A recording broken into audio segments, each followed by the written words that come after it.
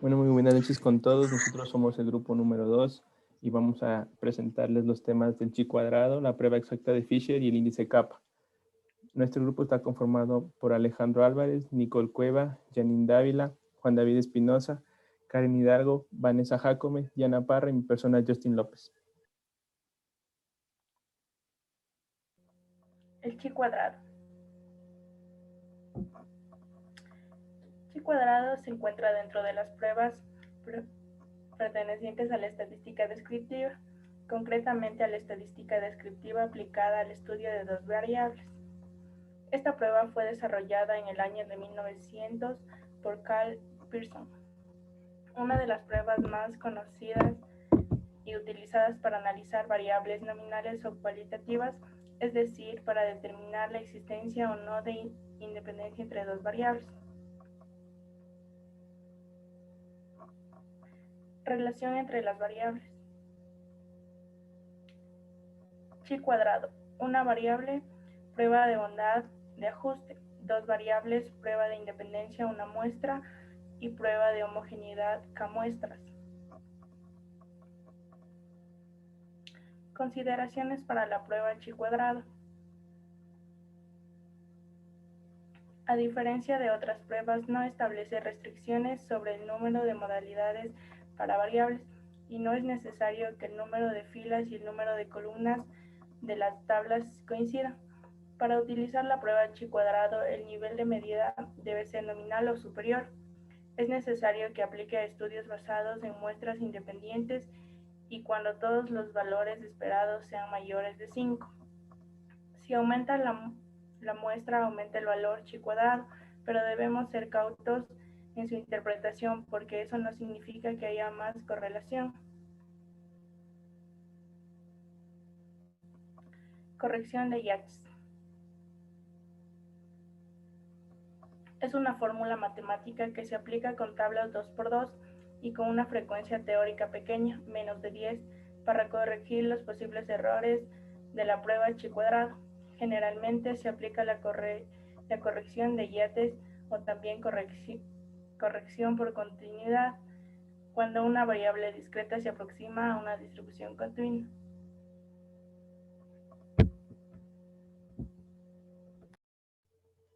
Ya.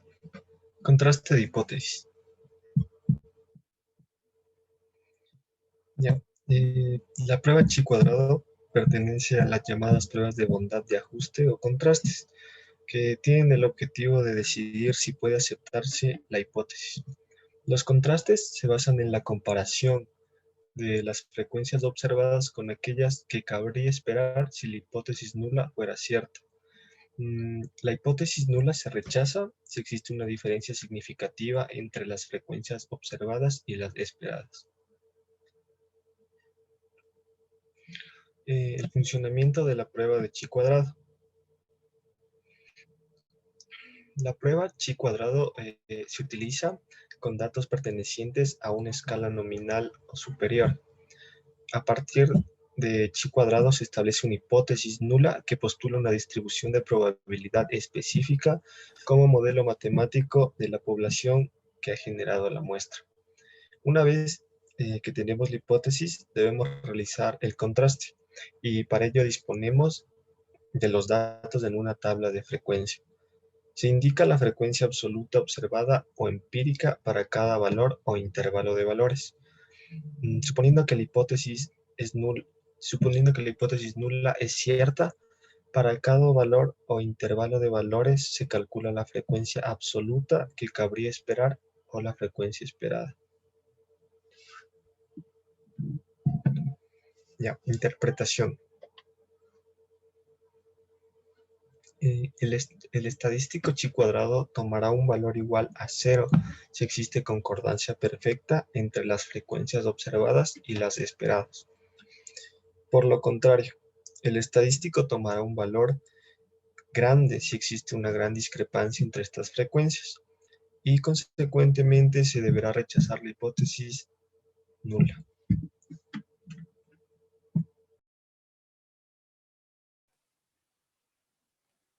Bueno, ahora yo les voy a presentar un ejemplo sobre sobre el tema del chi cuadrado. En este ejemplo tenemos que un investigador recolecta información sobre los patrones de actividad física de los niños de quinto grado de primaria de una escuela pública, en el cual se definen tres categorías. La primera es baja, la segunda es media y la tercera es alta. También se indaga sobre el consumo regular de bebidas azucaradas en la escuela y se define dos categorías, si se consume o no se consume. Su interés es evaluar si existe una asociación entre los patrones de actividad física y el consumo de bebidas azucaradas en los niños de esta institución escolar con un nivel de significancia del 5%. En el paso 1 tenemos la definición de hipótesis de trabajo. La hipótesis nula se define que no hay asociación entre la práctica de actividad física y el consumo de bebidas azucaradas en este grupo de escolares. Y la hipótesis alterna se define como si hay asociación entre la práctica de actividad física y el consumo de bebidas azucaradas en este grupo de escolares. Como paso 2 tenemos que se debe definir el nivel de significancia para la prueba estadística, que en este caso es 0.05. En el paso 3 debemos calcular los grados de libertad para la prueba, lo cual se calcula el número de filas menos 1 multiplicado por el número de columnas menos 1, que en este caso nos da el número 2. Como paso 4 debemos establecer el valor crítico o rechazo de la hipótesis nula para la distribución. Con los valores calculados de alfa y grados de libertad, se consulta en una tabla de distribución la probabilidad chi con su valor crítico. Para nuestro ejemplo, debemos consultar una tabla de distribución de probabilidad chi con los valores 3 y 0,5, que en este valor es igual a 7.815. Como paso 5 debemos calcular el valor para el estadístico de contraste. Ya cuenta con los datos de los valores observados en el cuadro 1. Los valores esperados en cada celda se calculan como el producto aritmético entre sus valores marginales, que están en color gris, dividido por el total de observaciones, de tal manera como muestra en la tabla. Luego de este paso tendremos que los valores esperados son, en la actividad física baja, 24.1, en la media 19.7 y en la alta 8.2. En las personas que no consumen bebidas azucaradas tenemos que en la actividad física baja es 19.9, en la media 16.3 y en la alta 6.8. Como paso 6, debemos validar el supuesto de que menos del 20% de las celdas en la tabla tiene valores esperados menor a 5. En este caso se cumple el supuesto y no es necesario acudir a una prueba exacta como el test de exacto de Fisher. En el paso 7 debemos calcular el valor de chi para el ejemplo usando la siguiente fórmula que se ha descrito inicialmente, que en este caso el valor chi sería 10.7. Como paso 8 tenemos la regla de decisión. En este caso, como el valor de chi para el ejemplo es 10.7 y previamente establecimos que el punto crítico para la distribución chi con un alfa de 0.05 y 3 grados de libertad es igual a 7.8, podemos afirmar que nuestro valor estadístico de prueba está dentro de la zona de rechazo de la hipótesis nula formulada a priori. Y en la interpretación tenemos que con los datos de nuestro estudio tenemos suficiente evidencia para rechazar la hipótesis nula, ya que no existe asociación en la práctica de actividad física y el consumo de bebidas azucaradas en este grupo de escolares. Debemos tener cuidado que existe un error frecuente que es el afirmar en consecuencia que se acepta la hipótesis alterna. Por eso es necesario recordar que el análisis de pruebas estadísticas y su interpretación se hacen siempre sobre la hipótesis nula.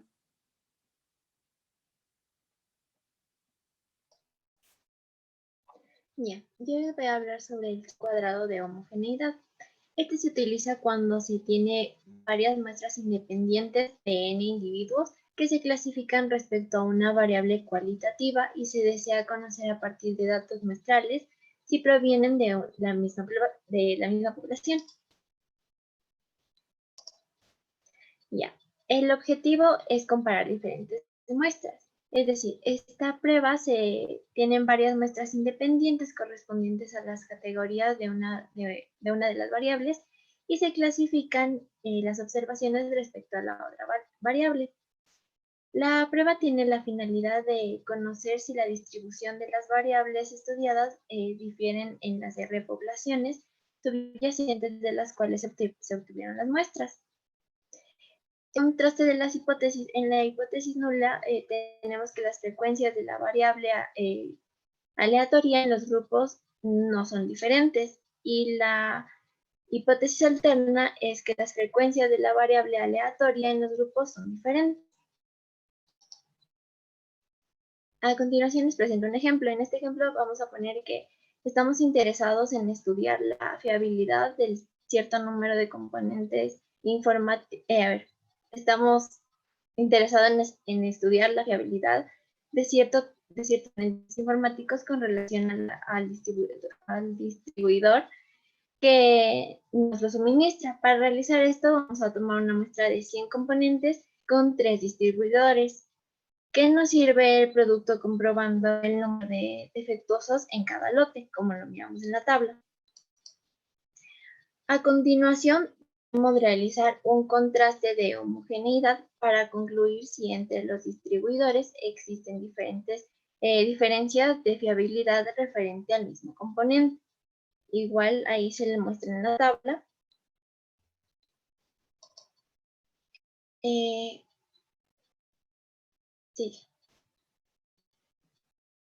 Ya. A continuación, realizamos el estadístico de contraste, que en este caso será 8.96. Este valor del estadístico chi cuadrado es mayor que el valor para el nivel de significación del 5%. Por lo tanto, debemos concluir que no existe homogeneidad y por lo tanto que hay diferencias entre los 3 distribuidores.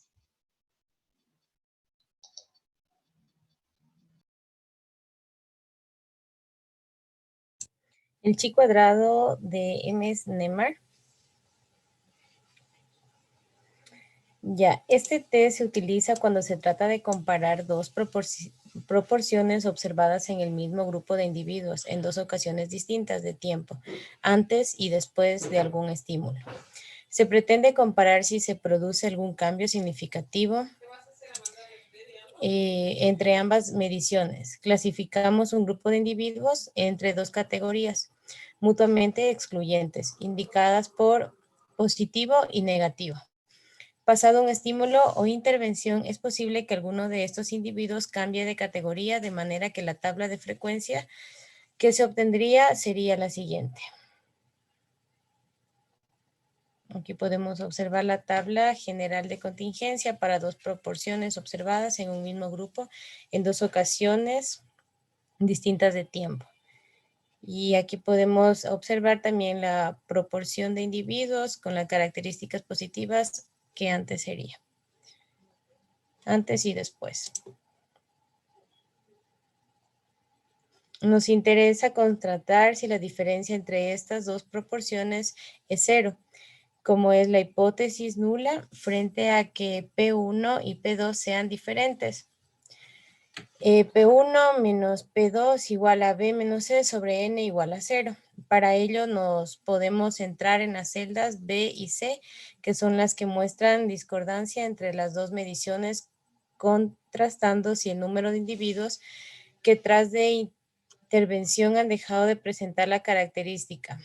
B es el mismo que el número de individuos que tras la intervención han realizado el cambio inverso C, es decir, han dejado de presentar la característica. Aquí podemos encontrar también el error estándar para la diferencia entre dos proporciones, que aquí está la que bajo la hipótesis nula, B menos 6 igual a 0, se reduce a la fórmula que podemos observar aquí. Ya, la hipótesis, el tratamiento no induce cambios significativos en las respuestas, es decir, los cambios observados en la muestra se deben al azar. Y también acá en la hipótesis 1, el tratamiento induce cambios significativos en las respuestas, es decir, los cambios observados en la muestra no se deben al azar. En esta prueba, para la significación de cambios, solamente nos va a interesar conocer las celdas que presentan cambios, son la B y la C. Y puesto que B más C es el número de personas que cambiaron, se espera de acuerdo a la hipótesis planteada, casos que cambien una dirección y B más C igual sobre 2 casos a otra dirección. Bueno, ya les voy a hablar del índice de capa de Cowen. Capa es una medida de concordancia propuesta por Cowen en 1960 que se basa en comparar la concordancia observada en un conjunto de datos respecto a la que podría ocurrir por mero azar. Es útil para todas las tablas, pero tiene algunas peculiaridades cuando se aplica a las tablas de 2x2 para el caso de más de 2 evaluadores, clasificaciones, métodos, etc. Es una medida estadística que se ajusta al efecto del azar en la proporción de la concordancia observada para elementos cualitativos, es decir, variables categóricas. Se cree que es una medida más robusta que el simple cálculo del porcentaje de concordancia, ya que K tiene en cuenta el acuerdo que ocurre por azar.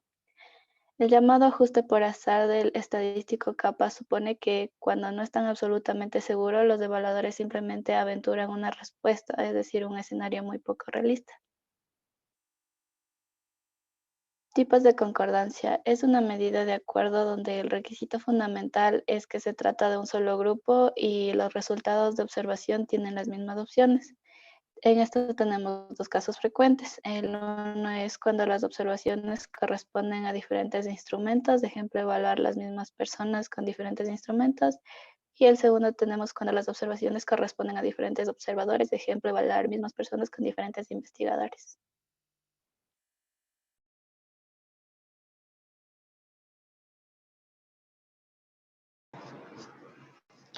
Ya, el coeficiente de capa toma valores de -1 y más 1, mientras que más cercanos a más 1, mayor es el grado de concordancia interobservador.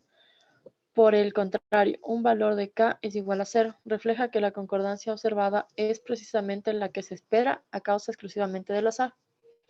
La interpretación del coeficiente kappa se realiza correlacionando su valor con una escala cualitativa que incluye 6 niveles de fuerza de concordancia: pobre, leve, aceptable, moderable, considerable y casi perfecta, simplificando la comprensión del mismo. Ya, probabilidad exacta de Fisher. El test exacto de Fisher permite analizar si dos variables dicotómicos están asociados cuando la muestra a estudiar es demasiado pequeña y no pueden cumplir las condiciones necesarias para que la aplicación del test sea adecuada. Propósito: calcular la probabilidad de distribución asimétrica en la población. Hipótesis: las variables son independientes, por lo que una variable no varía entre los distintos niveles de otra variable. Las variables son dependientes, una variable varía entre los distintos niveles de la otra variable. No se calcula como una distribución como el chi. Asintótica nunca llega al 100%, por eso no hay estadística.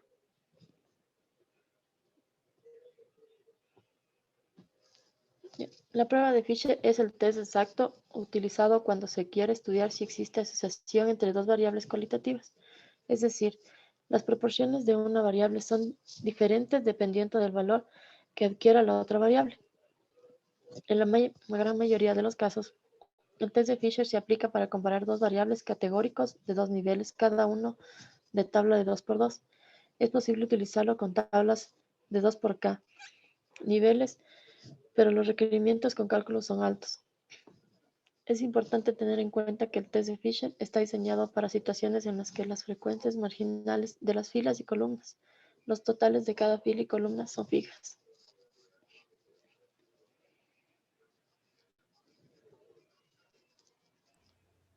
El valor P de la prueba exacta de Fisher es exacto para todos los tamaños de muestras, mientras que los resultados de la prueba de chi cuadrado que examinan las mismas hipótesis pueden ser inexactos cuando los contextos de las celdas son pequeños.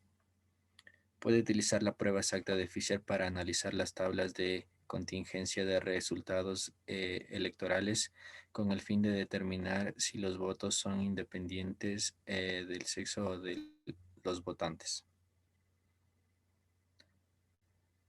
Para esta tabla, la prueba exacta de Fisher produce un valor, puesto que este valor P es mayor que los niveles comunes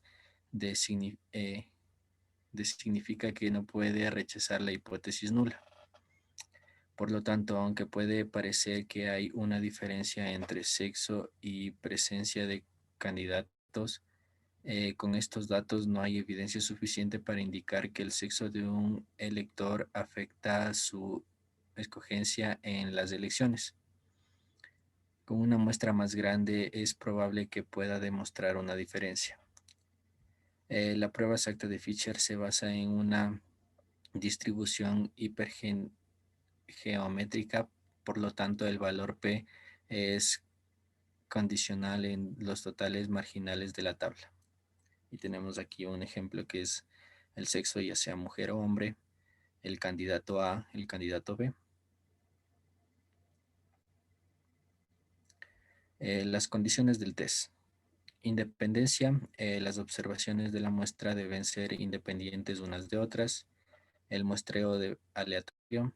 El tamaño de la muestra debe ser mayor al 10% de la población. Cada observación contribuye únicamente a uno de los niveles y las frecuencias marginales de las columnas y filas tienen que ser fijas. Si esta condición no se cumple, el test de Fisher deja de ser exacto.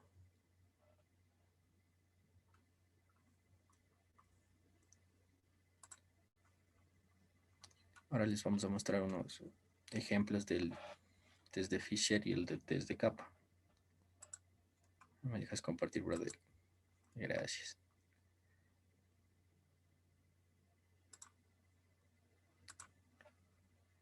Ya, por ejemplo, tenemos aquí el test de capa, que los fundamentos teóricos vamos a tener la primera variabilidad de los observadores, la segunda variabilidad dada por el instrumento y la medida, y la tercera variabilidad debida a medir en momentos diferentes en el tiempo. Aquí tenemos el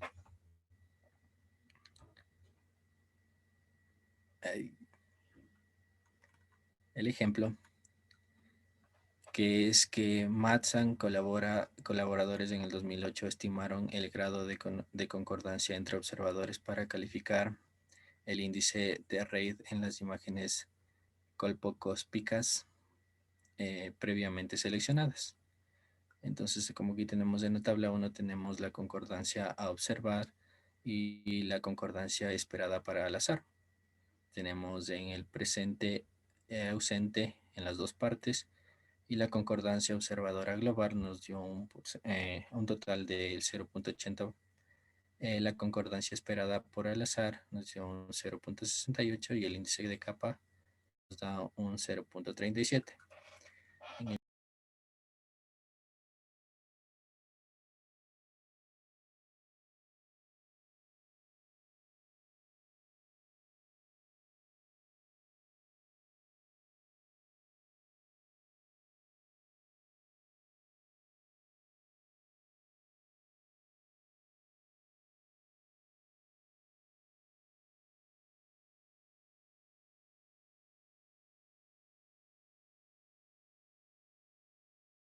Este es con el audio apagado.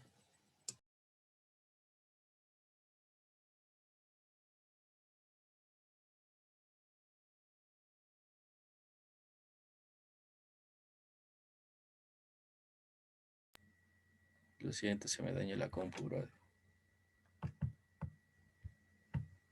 Ok, ya valió.